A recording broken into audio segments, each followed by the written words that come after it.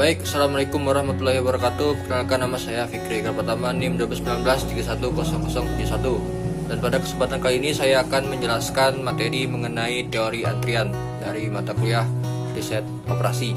Langsung saja untuk yang pertama, yaitu adalah definisinya.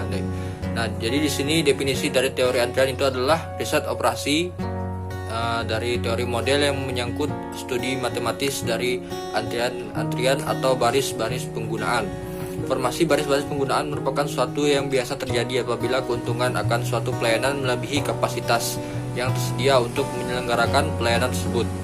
Tujuan dari penggunaan teori antrian ini yaitu untuk merancang fasilitas pelayanan untuk mengatasi permintaan pelayanan yang berfluktuasi secara random dan menjaga keseimbangan antara biaya pelayanan dan biaya yang diperlukan selama antri. Nah, untuk teori antrian itu apa saja modelnya? Yang pertama itu adalah single channel atau single pause, yaitu adalah satu jalur yang memasuki sistem pelayanan atau ada satu fasilitas pelayanan. Yaitu yang kedua adalah single channel atau multi pass, menunjukkan ada dua atau lebih pelayanan yang dilaksanakan secara berurutan, atau seperti contohnya itu adalah pencucian mobil.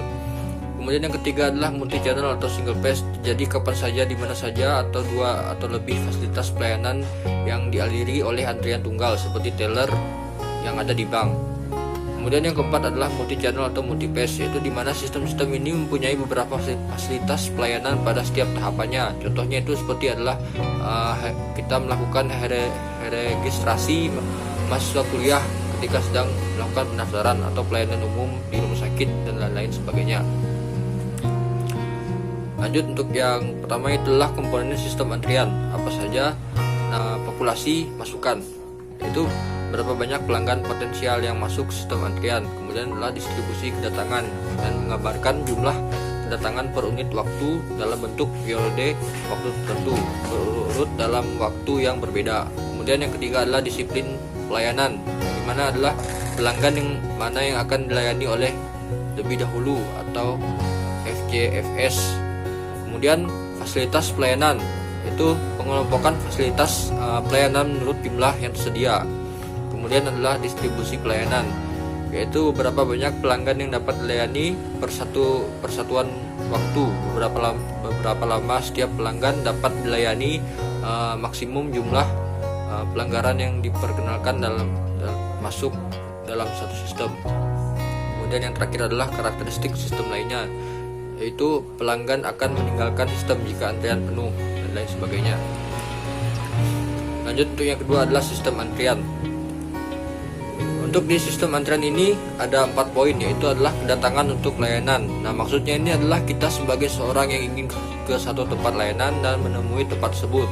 Nah, kemudian untuk yang kedua adalah menunggu untuk layanan. Maksudnya ini adalah seorang resepsionis yang menunggu kedatangan orang untuk meminta suatu layanan dari tempat tersebut. Kemudian yang ketiga adalah mendapat layanan. Maksudnya ini adalah seseorang yang menerima layanan dari suatu tempat yang akan dikunjungi. Kemudian yang keempat adalah meninggalkan sistem. Nah, maksud dari meninggalkan sistem ini adalah seorang yang telah selesai dan meninggalkan tempat layanan tersebut. Jadi seperti itu. Lanjut, untuk yang ketiga adalah karakteristik populasi antrian. Karakteristik dari populasi yang akan dilayani dapat dilihat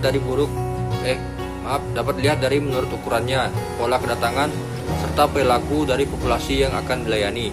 Menurut ukurannya, populasi yang akan dilayani bisa terbatas dan bisa juga tidak terbatas. Maksudnya itulah sebagai contoh, jika jumlah mahasiswa yang antri untuk registrasi di sebuah perguruan tinggi atau kampus sudah diketahui jumlahnya, itu bisa dikatakan sebagai finite. Dan juga jumlah nasabah bank yang antri untuk setor, menarik terbatas maupun membuka rekening baru, itu bisa dikatakan tidak terbatas atau infinite. Jadi seperti itu. Lanjut, untuk yang keempat adalah pola kedatangan antrian. Nah, untuk pola kedatangan antrian itu ada dua, yaitu adalah pola kedatangan teratur dan juga pola kedatangan yang acak. Nah, untuk poin yang pertama, pola kedatangan teratur itu adalah kedatangan yang teratur sering kita jumpai apabila pada proses pembuatan atau pengemasan produk yang sudah distandarisasi. Pada proses semacam ini, kedatangan produk untuk diproses pada bagian selanjutnya biasanya sudah ditentukan waktunya, misal setiap 30 detik. Nah, kemudian untuk yang kedua adalah pola kedatangan secara acak. Maksudnya itu adalah sifatnya acak atau random.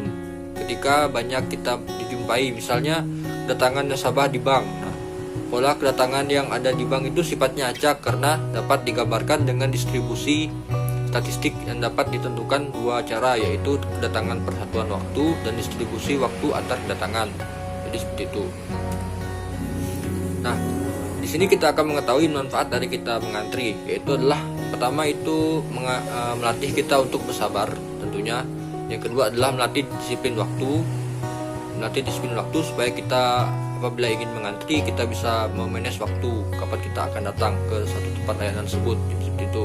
Nah, yang ketiga yaitu adalah menghormati hak orang lain, dan juga keempat melatih diri untuk mengatur waktu. Seperti yang sudah saya jelaskan sebelumnya bahwa manfaat dari kita mengantri ini melatih diri kita untuk mengatur waktu supaya apabila kita ingin ke satu tempat layanan kita harus mempersiapkan dulu waktunya kapan akan pergi ke satu tempat tersebut. Jadi seperti itu. Nah, di slide selanjutnya kita dapat dilihat bahwa ada beberapa contoh dari rumus dalam kedatangan waktu. Teman-teman bisa lihat di gambar slide pada berikut ini. Nah, jadi itu dia teori antrian yang telah saya jelaskan. Apabila ada salah kata saya mohon maaf, dan saya ucapkan Assalamualaikum warahmatullahi wabarakatuh, dan sampai jumpa di penjelasan dari saya selanjutnya. Terima kasih.